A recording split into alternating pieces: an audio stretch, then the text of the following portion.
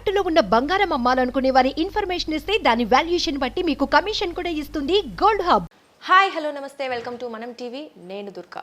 మొత్తానికి ఏపీలో టీడీపీ జనసేన కూటమి 118 మంది అభ్యర్థుల లిస్ట్ను అయితే రిలీజ్ చేయడం జరిగింది. దీనిలో 94 టీడీపీ అభ్యర్థుల లిస్టు ఉండగా మిగతా 24లో కేవలం జనసేన 5 మంది పేర్లు మాత్రమే ప్రకటించడం జరిగింది. అయితే ఈ లిస్ట్ ఎలా ఉండబోతుంది, దీని ప్రభావం ఎలా ఉంటుంది అనే విషయాలు వివరించడానికి మనతో పాటు ఉన్నారు ప్రముఖ అనలిస్ట్ డివి శ్రీనివాస్ గారు. ఇప్పుడు ఆయన అడిగి వివరాలు తెలుసుకుందాం. సార్ నమస్తే. సార్ నమస్తే అమ్మా. మనం చూసుకున్నట్లయితే ఇప్పుడే రిలీజ్ చేశారు టీడీపీ జనసేన కూటమి అభ్యర్థుల లిస్ట్. అయితే సో 94 అయితే టీడీపీ అభ్యర్థులు ఉన్నారు. మిగతా 24 సీట్లలో కేవలం జనసేన 5 మంది పేర్లు మాత్రమే ప్రకటించడం జరిగింది.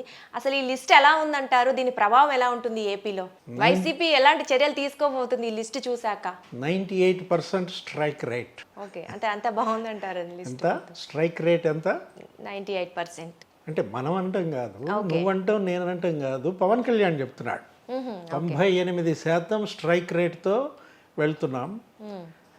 ఎన్ని స్థానాలు తీసుకున్నాం అన్నది కాదన్నయ్య, ఎన్ని స్థానాలు గెలిచామన్నది. అదే అత్తారింటికి దారి. ఇప్పుడు ఏంటంటే ఎక్కువ స్థానాలు తీసుకోమని నా పైన తీవ్ర ఒత్తిడి తీసుకొచ్చారు. ఎక్కువ స్థానాలు ఎప్పుడు అడిగేవాడిని?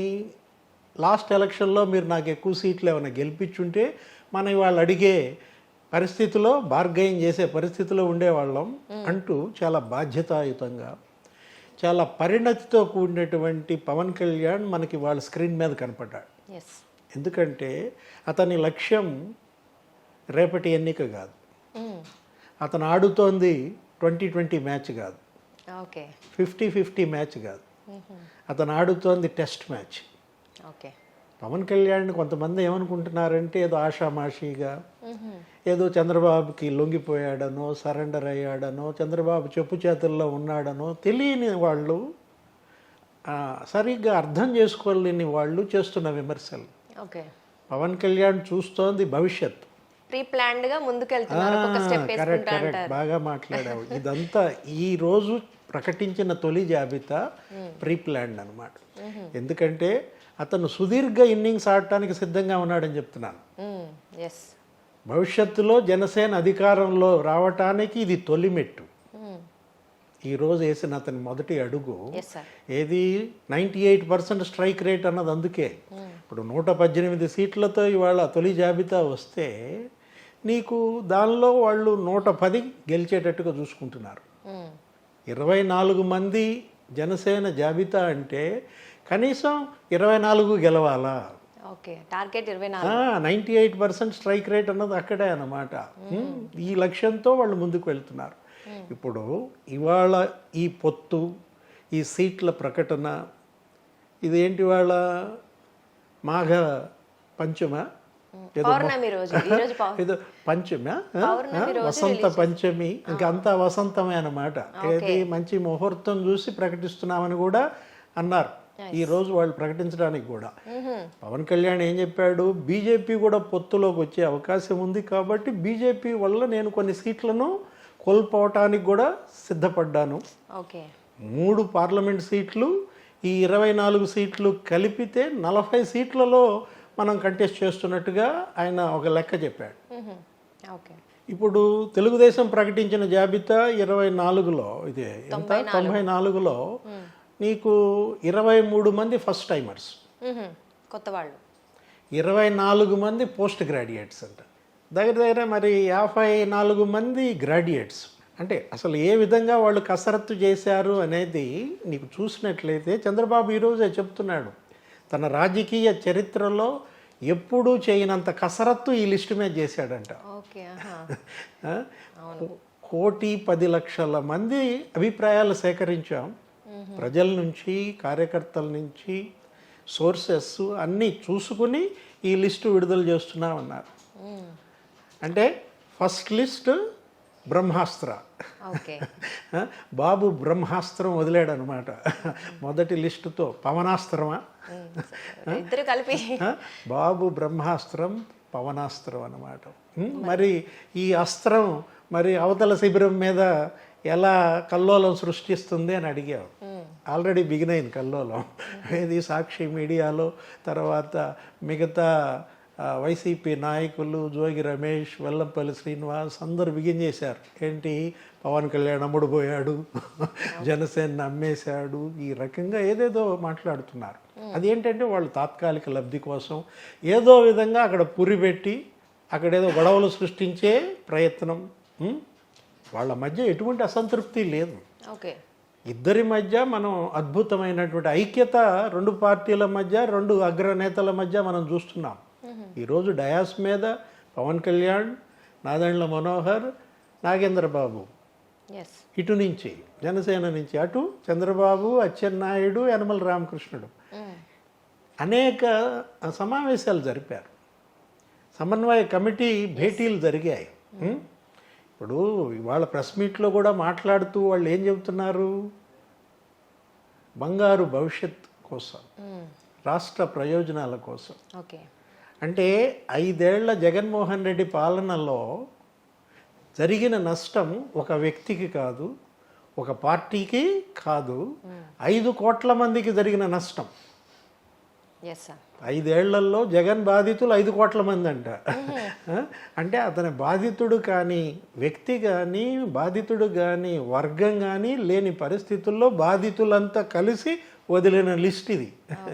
ఏది 118 మంది లిస్టు. దీని ప్రభావం మరి అక్కడ కల్లోలం మనం చూస్తున్నాం. ఏంటి, ఆల్రెడీ చిలవలు పలవలుగా లేని అసంతృప్తిని, అసమ్మతిని ఎక్కడెక్కడ వస్తున్నట్టుగా గోదావరి జిల్లాల్లో జనసేన తిరగబడుతోందని. ఎస్ సార్, అంటే ఏలూరు తణుకు వాటిల్లో జనసేన కొంచెం అసమ్మతిగా ఉంది, ఆ కార్యకర్తలు అభ్యర్థులు ఇష్టపడట్లేదు అని. అలాగే టీడీపీలో కొంతమంది సీనియర్స్ కూడా సీట్ ఇవ్వలేదు కాబట్టి వాళ్ళు కూడా కొంచెం అసమ్మతితో ఉన్నారని అయితే వార్తలు వస్తున్నాయి. ఏమంటారు ఇవి నిజం కాదా? రాయలసీమలో తెలుగుదేశం, అనంతపురంలో తెలుగుదేశం సీనియర్లంతా రగిలిపోతున్నారని ఏదేదో రకరకాల ప్రచారాలు చేస్తున్నారు. ఇప్పుడు ఇది పొత్తు, త్యాగాలకు సిద్ధంగా ఉండాలా.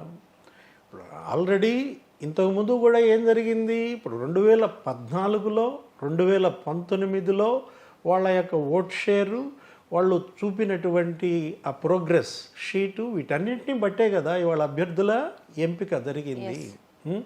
ప్రజల ముందు లిస్ట్ వదిలారు. ఏది, ఒకటే లిస్టు, ఫస్ట్ లిస్టు. మనం అక్కడ లిస్టులు కూడా చూసాం. ఏది, జగన్మోహన్ రెడ్డి ఎన్ని లిస్టులు వదిలాడు, 7 లిస్టులు, 8 లిస్టులు వచ్చిన దీంట్లో 70 మందిని ఆయన మార్పులు చేర్పులు చేశారు. 14 మంది ఎంపీలను మార్చేశారు, ఒక 60 మంది ఎమ్మెల్యేలు మార్చారు. కింద అయ్యాడు, మీద అయ్యాడు, పైన పడ్డాడు, కింద పడ్డాడు. నీకేం జరిగింది, మార్చిన వాళ్ళనే మళ్ళా మార్చాడు. ఓకే, తూర్చి అబ్బే ఇది కాదు మళ్ళా మారుస్తా అని చెప్పి చీటీలు చించేశాడు. ఏది, ఎమ్మెల్యేలుగా ఉన్నాళ్ళని ఎంపీలుగా వేయమన్నాడు. ఓకే, సత్యవేడు ఎమ్మెల్యే ఆదిమూలాన్ని ఆ చిత్తూరు ఎంపీగా వేయమన్నాడు. అతను ఏం చేశాడు, నువ్వు వద్దు, నీ ఎంపీ వద్దు అని చెప్పి అతను లోకేష్ దగ్గరికి వెళ్ళిపోయి తెలుగుదేశంలో చేరిపోయాడు. శ్రీకృష్ణదేవరాయలు ఒక ఎంపీ నరసరావుపేట, అతను ఏం చేశాడు, గుంటూరులో వేయమన్నాడు. అతను కాడి కింద పడేశాడు, కొండ బద్దలు కొట్టేశాడు, తెలుగుదేశంలో చేరిపోయాడు. మచిలీపట్నం ఎంపీ బాలశౌరిని ఏమన్నాడు, నువ్వు రేవంత్ రెడ్డి డిన్నర్కి పిలిచి వెళ్ళావు కదా, బీఫామ్ కూడా వెళ్ళి రేవంత్ రెడ్డి దగ్గర తీసుకో అన్నాడు. బీఫామ్ రేవంత్ రెడ్డి ఇస్తాడా?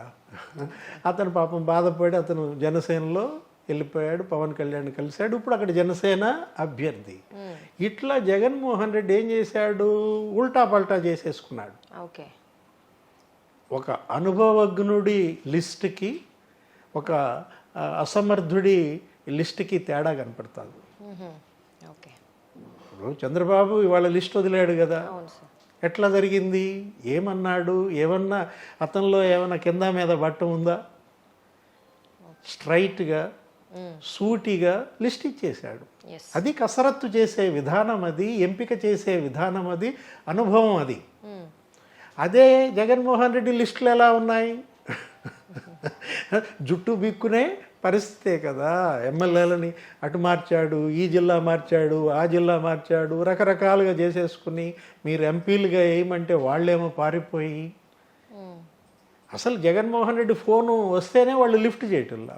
ఓకే, నువ్వు వద్దు నీ టికెట్ వద్దు అంటున్నారు. అంటే ఇక్కడేమో ఓటమి కనపడుతోంది, ఇక్కడేమో గెలుపు కనపడుతోంది. గెలుపు ఉత్సాహంతో వీళ్ళేమో ఉరకలేస్తూ వీళ్ళు స్పీడ్గా వెళ్తున్నారు. వాళ్ళ కాళ్ళ కింద కట్టెలు పెట్టడానికి ఏదో ఇలాంటి మాటలు మాట్లాడుతున్నారు. జోగి రమేష్ కావచ్చు, వెల్లంపల్లి శ్రీనివాస్ కావచ్చు, వీళ్ళందరూ కూడా ఇవాళ ఇంకా సాయంత్రంలో ఇంకా చాలామంది మాట్లాడుతుంటారు. ఒక చక్కటి ఐక్యతతో పొత్తుతో వాళ్ళు వెళ్తున్నారు. తెలుగుదేశం జనసేన పొత్తు ఐక్యత ఎందుకు వచ్చింది? మీరే తెచ్చారు. వాళ్ళ మధ్య ఐక్యతకు వీళ్ళే కారణం. ఇద్దరిని బాధించారు కాబట్టి బాధపడ్డాళ్ళంతా ఏకమయ్యారు. ఈరోజు ప్రెస్ మీట్లో కూడా పవన్ కళ్యాణ్ చెప్పినా చంద్రబాబు చెప్పినా ఏం చెప్పారు? ఇప్పటం గుర్తు చేశారు. ఇప్పటంలో ఏం జరిగింది? 52 ఇళ్ళు కూల్చేశారు జనసేన కార్యకర్తలు. విశాఖ ఎయిర్పోర్ట్ గురించి గుర్తు చేశారు. అక్కడ పవన్ కళ్యాణ్ వస్తే యుద్ధం, ఆయన అసలు వెళ్ళనీయకుండా, హోటల్కి వెళ్ళనీయకుండా నడి రోడ్డు మీద పడుకునే పరిస్థితి పవన్ కళ్యాణ్. చంద్రబాబునేమో జైల్లో పెట్టారు. ప్రజావేదిక విధ్వంసం. ఇలాంటి విధ్వంసాల మధ్య వాళ్ళేంటి బంగారు భవిష్యత్తు కోసం, రాష్ట్ర ప్రయోజనాల కోసం మేము ఇవాళ పొత్తు పెట్టుకున్నామంటూ వెళ్తున్నారు. Yes, okay sir. సార్ అయితే మరి అసలు బీజేపీతో పొత్తు గురించి చాలా వార్తలు వింటున్నాం, కానీ ఇప్పటివరకు ఆన్సర్ అయితే దొరకలేదు. టీడీపీ జనసేన బీజేపీ పొత్తు ఉంటుందా ఉండదా? అసలు ఉంటుందనే ఆలోచనతోనే కదా ఈరోజు పవన్ కళ్యాణ్ కూడా చెప్పాడు కదా. కానీ అనౌన్స్మెంట్ అయితే చేయలేదు అధికారికంగా. మేము సీట్లు తగ్గించుకోవటానికి అది కూడా కారణం అన్నాడు కదా. ఇప్పుడు బీజేపీ గనక పొత్తులోకి రాకపోతే పవన్ కళ్యాణ్ ఇంకా సీట్లు తగ్గించుకోవాల్సిన అవసరం ఉండేది కాదు. ఇంకా ఆయన సీట్లు ఇంకొంచెం పెరుగుతాయి. బీజేపీ పొత్తులోకి వస్తే ఒక మంచి, రాకపోతే 10 మంచులు. అంటే ఏంటి? ఇప్పుడు ఏది జరిగినా వాళ్ళ మంచికే అన్నమాట. పొత్తుతో వస్తే ఒక లాభం, పొత్తుకు రాకపోతే 100 లాభాలు అనుకుంటున్నారు. కలిసి వస్తుందా కలిసి రాదా అనేది ఢిల్లీ పెద్దల దీనిపైన ఆధారపడి ఉంటుంది. ఆల్రెడీ ఇవాళ రేపో మరి పొత్తు ప్రకటన తరువాత వాళ్ళకి చెప్పే చేశారంటున్నారు. వాళ్ళ సీట్లు వాళ్ళు కోరుకున్న స్థానాలు కాకుండా మిగతా వీళ్ళు ఈరోజు జాబితాలో ప్రకటించారంటున్నారు. అమిత్ షా చంద్రబాబుని కబురు చేసి ఢిల్లీ పిలిపించటం, ఈయన అక్కడికి వెళ్ళి చర్చలు జరపటం, ఇవన్నీ కళ్ళ ముందు ఉన్నాయి. కాబట్టి పొత్తులోకి బీజేపీ వచ్చే అవకాశాలే స్పష్టంగా ఉన్నాయి. ఇప్పుడు 2 పార్టీల సీట్ల ప్రకటనకే జగన్మోహన్ రెడ్డి ఇంత గంగ వెర్రలు ఎత్తిపోతుంటే రేపు బీజేపీ పొత్తు కూడా చేరితే ఇంకెలా ఉంటుందో సినిమా చూడాలి. చూద్దాం సార్. మొత్తానికైతే టీడీపీ జనసేన లిస్ట్ రిలీజ్ చేశారు. చూద్దాం ప్రజలు ఎలా స్వీకరిస్తారు, లేదంటే వైసీపీ ప్రభుత్వం ఎలాంటి ముందడుగు వేయబోతుంది అనేది చూద్దాం sir. Thank you so much. నమస్తే.